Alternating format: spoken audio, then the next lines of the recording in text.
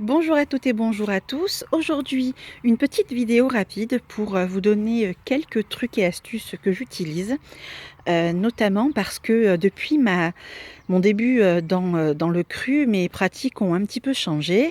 C'est-à-dire qu'à mes débuts, j'ai commencé de façon très scolaire par du barf amélioré. Alors, je ne sais pas si on peut dire barf amélioré. En fait, je donnais à mes chiens viande, os charnu à bas, bien sûr, et je faisais un mix de fruits et légumes.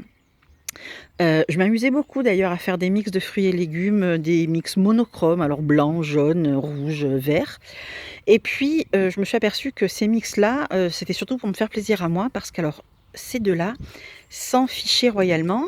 Moka, lui, le laissait de plus en plus de côté, ça n'avait pas l'air de lui plaire et Monsieur Nix, lui, avait des gaz nauséabonds et puis je me suis un petit peu renseignée. Je me suis aperçue que dans le mix de fruits et légumes, en fait, il fallait pas mettre les fruits parce que les fruits, macérés, et donc fermentés dans l'estomac et que si on donnait des fruits, c'était à distance des repas. Donc moi, j'ai, simplifié la chose. J'ai carrément arrêté le mix de fruits et légumes et en fait, bah, écoutez, il s'en porte pas plus mal. Donc voilà, comme ça déjà ça fait donc une partie de complications en moins. Et puis j'ai toujours été plus proche donc des recommandations du docteur Tom Lonsdale que des recommandations de Ian Billinghurst, parce que déjà je ne mets pas de yaourt, poudre, algues ou autres compléments, et des huiles. Genre moi mes chiens ils ont du poisson, pas besoin d'huile.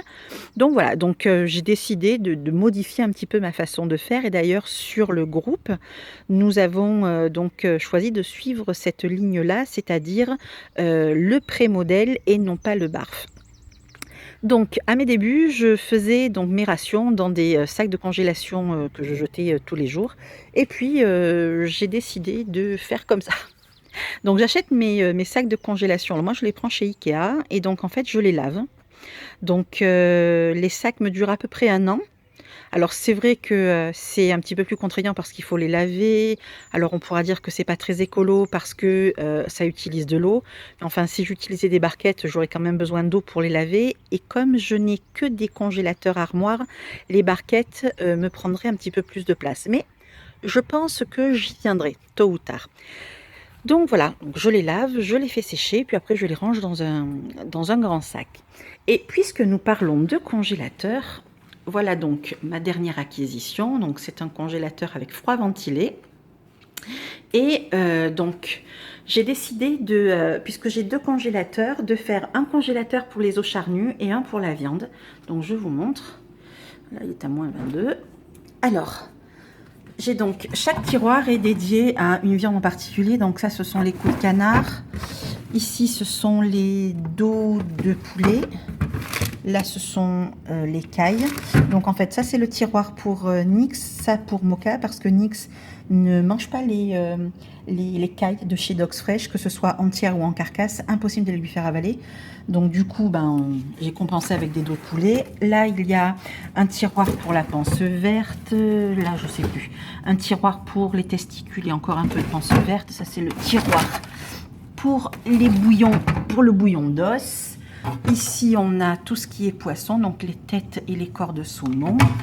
Et là, j'ai les abats, donc là, dans les petits sachets, ce sont des rondelles de testicules. Là, c'est ça c'est du foie, donc là, les rognons. Et puis, dans le petit Tupperware, ce sont les petits glaçons de huile de coco que j'ai fait. Et puis, en fait, personne n'en veut. Donc, bon, déjà, nous, on n'est pas très branchés friandises pour les chiens.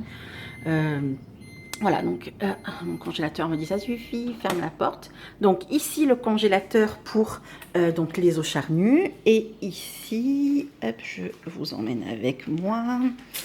Ici donc mon congélateur décoré par ma fille. Le congélateur qui est donc attribué à la viande. Alors, je vous montre. Ah, du pain. Donc là, il est un petit peu vide. Il faudra d'ailleurs que je le renettoie. Ici, donc, ce sont des rations poulet et cœur de dinde. Ici, c'est porc et tout au fond du bœuf. Voilà, donc quand j'aurai regarni un petit peu le tout, je ferai donc un tiroir pour chaque viande. Donc là, personnellement, j'ai décidé de changer un petit peu mon organisation. Je ne mélange plus os charnu, viande et abats. Donc je fais une portion pour les deux d'os charnu, une portion pour les deux chiens hein, de viande. Et du coup, la veille au soir, je vais dans mon grand congélateur. Je sors donc un os charnu au choix. Alors, coucou de canard, poisson ou de poulet pour Nix ou caille pour Moka. Et puis, je mets à décongeler. Et le lendemain matin, quand ils ont fini de manger leur os charnu, pardon, je vais dans l'autre congélateur et je sors la ration donc du soir, la ration viande. Comme ça, moi, ça me permet de pouvoir mixer source de viande blanche et source de viande rouge. Bon, ça, c'est mon organisation à moi. C'est vrai qu'en ayant deux congélateurs, c'est bien plus pratique. Mais on s'aperçoit vite qu'un seul congélateur, c'est pas assez parce que j'avais tendance à déborder sur celui-ci. Donc ma partie congélateur personnelle, qui est pas très grande, enfin elle suffit à nous, hein, mon lait cru. Mais voilà, on était franchement vite envahis par les affaires, les rations des chiens. Donc je me suis dit qu'il fallait sauter le pas et donc j'ai acheté ce très très beau congélateur. Nous, on a des congélateurs armoires, donc si vous avez vu l'article que j'ai fait donc, sur le blog sur les appareils électroménagers, j'ai des congélateurs armoires parce que je n'ai pas de place pour mettre des congélateurs coffre ou bahut, tout simplement parce que je n'ai pas encore de garage. Donc, je ne peux pas non plus envahir la maison de congélateurs, d'autant que la maison est déjà envahie par les habitats des rongeurs. Donc, on est beaucoup envahi chez moi, là, mais par les herbes aussi. Donc, j'ai choisi donc le congélateur armoire à tiroir parce que en termes de place, ça s'intègre facilement, que ce soit dans le couloir d'entrée ou là dans le salon salle à manger. Donc voilà. Mais c'est vrai que si j'avais la place pour mettre des congélateurs bahut, je vous assure que j'aurais deux gros congélateurs de 400 litres que je remplirais à foison. Pour l'instant, ce système-là me convient. Pareil pour le fait de laver mes petits sacs de congélation. Ça me permet comme ça de pouvoir les réutiliser, de ne pas avoir à les jeter. Donc c'est toujours meilleur pour l'environnement, d'autant que si je ne me trompe pas, les sacs Ikea sont recyclables. Donc c'est pour ça que je les avais achetés. Donc ils ont différentes contenances en plus les sacs Ikea. Donc vous voyez, et puis chaque contenance a une couleur. Donc là c'est des contenances moyennes. Alors ça c'est une très très grande, c'est du 6 litres ça. Là, on a des plus petites contenances, des tout petits des petits sachets. C'est très pratique. Alors, si vous voulez faire soit une portion pour les abats ou alors des grosses pièces, là, c'est pratique. Là, mes gants, parce que la panse verte, c'est bon pour les chiens, mais c'est pas bon pour l'odeur sur les doigts. Donc voilà ce que je voulais partager avec vous. Je reviendrai, je vous avais promis de vous faire une vidéo sur les abats. Je pense à vous, c'est toujours en projet. C'est juste qu'il faut que je trouve le temps d'aller chez le boucher et de faire aussi, d'arpenter les rayons des grandes surfaces. Mais c'est vrai que le temps, comme chez beaucoup de personnes, c'est quelque chose de précieux.